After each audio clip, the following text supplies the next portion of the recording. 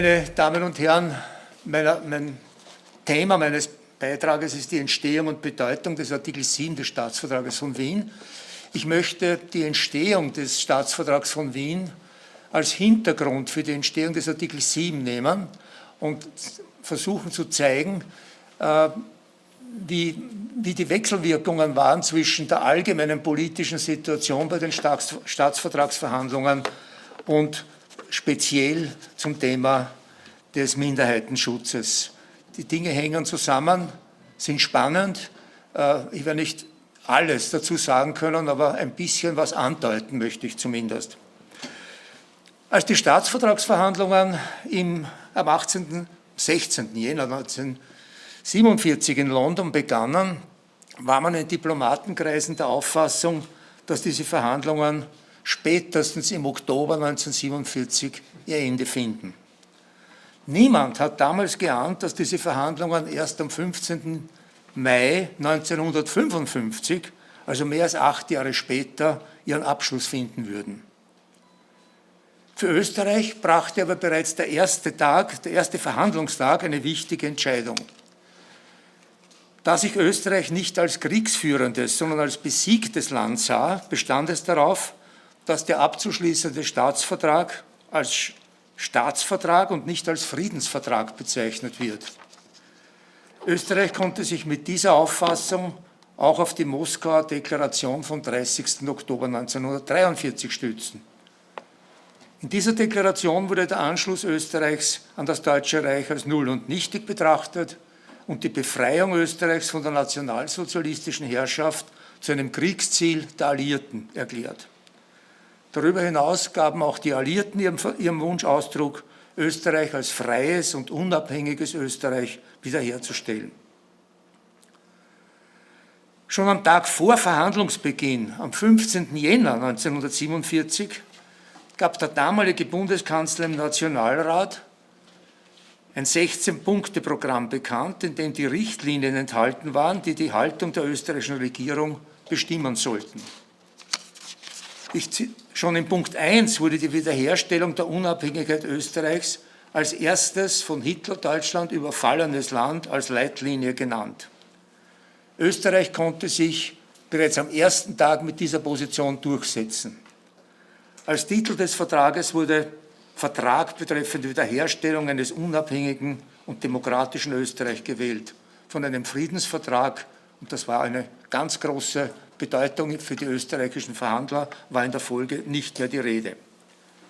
Der endgültige Titel des Staatsvertrages über die Wiederherstellung eines unabhängigen und demokratischen Österreich wurde erst im Mai 1955 anlässlich der Endredaktion des Vertragstextes festgelegt. War also Österreich schon am ersten Tag hinsichtlich der Vertragsbezeichnung erfolgreich, zeichnete sich aber bereits an diesem Tag ein erster ernsthafter Konflikt ab. Die jugoslawische Delegation brachte ein Memorandum in Umlauf, mit dem nicht nur Reparationszahlungen Österreichs, sondern auch erhebliche Gebietsabtretungen verlangt wurden.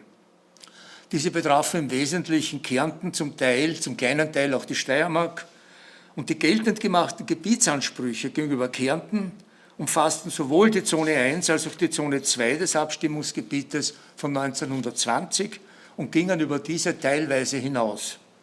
Betroffen war ein Gebiet von rund 2.470 Quadratkilometer und 180.000 Einwohnern.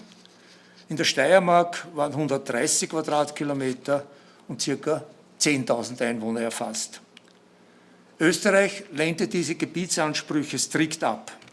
Österreich forderte die Anerkennung der durch den Vertrag von Saint-Germain 1919 und der darauf beruhenden Volksabstimmung 1920 als festgelegte Grenze.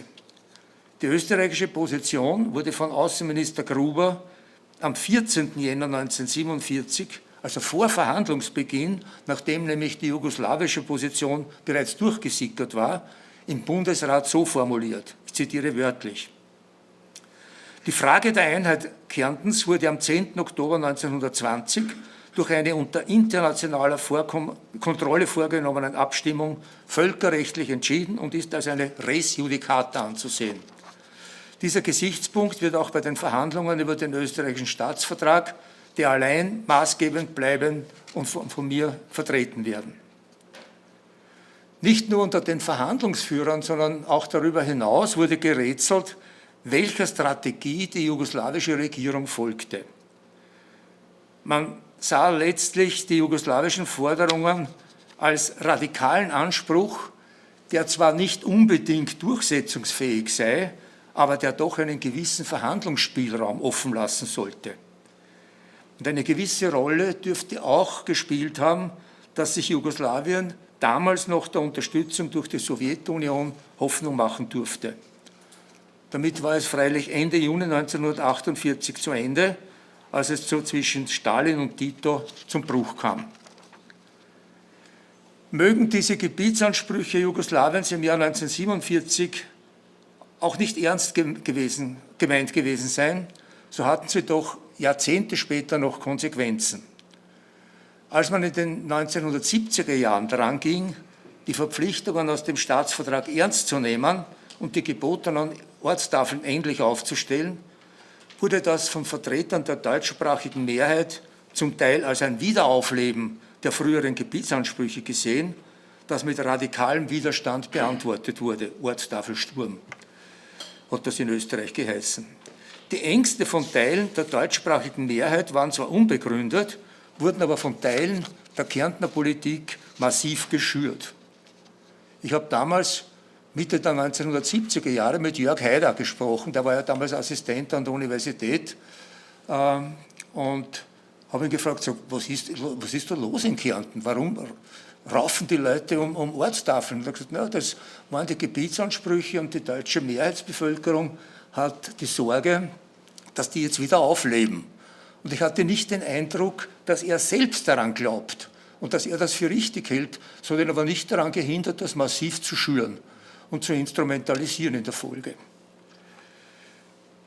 Neben diesen Gebietsansprüchen Jugoslawiens zeichnen sich im Laufe der ersten Verhandlungswochen weitere schwierige politische Fragen ab. Genannt sind etwa das Verbot des Anschlusses an Deutschland, Entschädigungsansprüche, Behandlung alliierter Vermögenswerte in Österreich sowie vor allem die Frage des deutschen Eigentums. All diese Fragen bleiben in der Folge außer Betracht. Kommen wir jetzt zu den Verhandlungen im Bereich des Minderheitenschutzes. Die Entwicklung dieser Verhandlungen zeigten deutlich, dass im Bereich des Minderheitenschutzes schwierige Kompromisse gefunden werden mussten.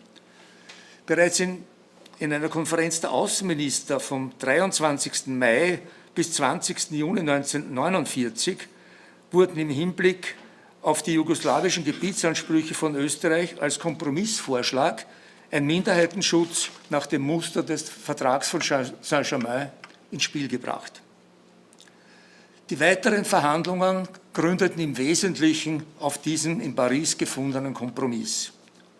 Die wesentlichen Verhandlungen fanden vom 17. bis 24. August 1949 statt. Aber schon vorher wurde von sowjetischen Verhandlern der Entwurf eines Minderheitenschutzartikels vorgelegt, der relativ detailliert war. Dieser Vorschlag wies in mehrfacher Hinsicht Ähnlichkeiten mit einem jugoslawischen Entwurf auf, der bereits im April 1948 zirkulierte. Also man sieht, da hat sich im Hintergrund einiges abgespielt. Die westlichen Verhandler vertraten die Auffassung, dass eine allgemeine Bestimmung, die Österreich verpflichtet, die Rechte der Minderheiten zu schützen, ausreichend sei. Sie gaben diesen Standpunkt allerdings rasch auf und legten in der Folge bereits am 16. August 1949 ihrerseits einen detaillierten Entwurf auf. Das heißt, es gab einen westlichen, es gab einen sowjetischen, es gab eine österreichische Position und eine jugoslawische. Der Entwurf der Westmächte orientiert sich deutlich am sowjetischen Entwurf, erhielt aber auch einige Anregungen von Österreich. Die Österreicher signalisierten aber bald, dass sie nicht auf ihren Vorschlägen bestehen würden und auch mit dem sowjetischen Vorschlag einverstanden werden. Wir wollten ja den Staatsvertrag und es war klar, ohne Minderheitenschutz gibt es keinen Staatsvertrag. Grund für die österreichische Haltung war auch die Sorge, dass die Konflikte zwischen der sowjetischen und der jugoslawischen Seite ständig zunahmen und in der Folge die Westmächte allenfalls geneigt sein könnten, stärker auf jugoslawische Wünsche, insbesondere auf die der slowenischen Minderheitenvertreter, Bedacht zu nehmen. Man wollte die Verhandlungen möglichst rasch abschließen. In die folgenden Verhandlungen wurden all diese Vorschläge als Grundlage genommen. Trotz der großen Ähnlichkeit, vor allem der westlichen und der sowjetischen Entwürfe, gab es noch ausreichend Konfliktpotenzial. Während der westliche Entwurf von sprachlichen Minderheiten sprach, vertrat die sowjetische Seite die Auffassung, aus dem Staatsvertrag von Saint-Germain ergebe sich, dass von ethnischen Minderheiten auszugehen sei, was auch als national verstanden werden könnte. Die Sowjets versteiften sich in der Folge auf den Begriff der nationalen Minderheiten. Diese Auffassung führte zu erheblichen Auseinandersetzungen. Uneinig war man sich vor allem über die Frage, ob national im ethnischen oder im politischen Sinn zu verstehen sei. Die westlichen Verhandler lehnten den Begriff der nationalen Minderheiten entschieden ab, weil es ja beim Minderheitenschutz um den Schutz österreichischer Staatsbürger gehe und die Verwendung des Begriffs nationale Minderheit zu einem Staat im Staat führen müsse. Die westlichen Verhandler erklärten sich schließlich ihrerseits bereit, die Wendung sprachliche Minderheit fallen zu lassen und nur von Minderheiten zu sprechen. Das war der Kompromiss. Die Sowjets beharrten allerdings darauf, dass zumindest der russische Text des Staatsvertrages den Begriff nationale Minderheit enthalten müsse. So blieb es auch in der endgültigen Fassung. Ein weiterer Konfliktpunkt zeigte sich bei der Formulierung des Schulparagraphen. Der westliche Vorschlag betraf die Unterrichtssprache und sprach von Städten und Bezirken, in denen ein beträchtlicher Anteil solcher Staatsangehöriger wohnhaft sei. Das hat zu intensiven Diskussionen geführt und schließlich einigte man sich auf die Formulierung auf eine verhältnismäßige Anzahl eigener Mittelschulen. Auch in Bezug auf die Amtssprache wurde der im Entwurf der Westmächte enthaltene Vorschlag, der von einem beträchtlichen Anteil österreichischer Staatsbürger, die den slowenischen und kroatischen sprachlichen Minderheiten angehören, durch die Formulierung Bezirke mit slowenischer, kroatischer oder gemischter Bevölkerung ersetzt. Die Verhandler waren sich genau bewusst, dass die gefundenen Kompromisse wenig präzise waren, man konnte sich aber auf keinen bestimmten Prozentsatz einigen. Man konnte keine präzisere Regelung aushandeln. Die tatsächlichen Bevölkerungsverhältnisse wurden nicht genauer erörtert, man war sich offenbar einig, die ungenauen und auch umstrittenen Formulierungen zu belassen. Darauf komme ich noch zurück. Unterschiedliche Auffassungen gab es auch zu Artikel 7 Ziffer 5. Der westliche Entwurf sah vor, dass sich Österreich verpflichte, alle Tätigkeiten zu verbieten, die darauf abzielen, den Rechten seiner Staatsbürger der slowenischen oder kroatischen sprachlichen Minderheiten Abbruch zu tun. Den Sowjets war diese Formulierung zu milde. Sie bestanden auf eine schärfere Formulierung, die im Wesentlichen dem geltenden Artikel 7 Ziffer 5 des Staatsvertrages entspricht, und der war bereits im sowjetischen Vorschlag des Jahres 1949 enthalten, im Wesentlichen.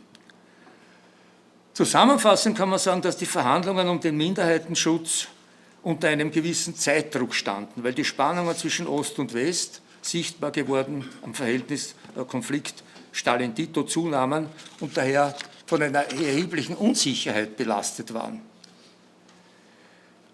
Und die bei den Staatsvertragsverhandlungen in Kauf genommenen Unschärfen der Formulierungen blieben nicht ohne Folgen. Der Verfassungsgerichtshof musste sich in den folgenden Jahren in zahlreichen Entscheidungen mit den erwähnten Begriffen auseinandersetzen und hat eine reichhaltige Judikatur entwickelt. Die Entscheidungspraxis des Verfassungsgerichtshofs ist deutlich von der Doppelnatur des Staatsvertrages als völkerrechtlicher Vertrag und als nationales Verfassungsrecht geprägt.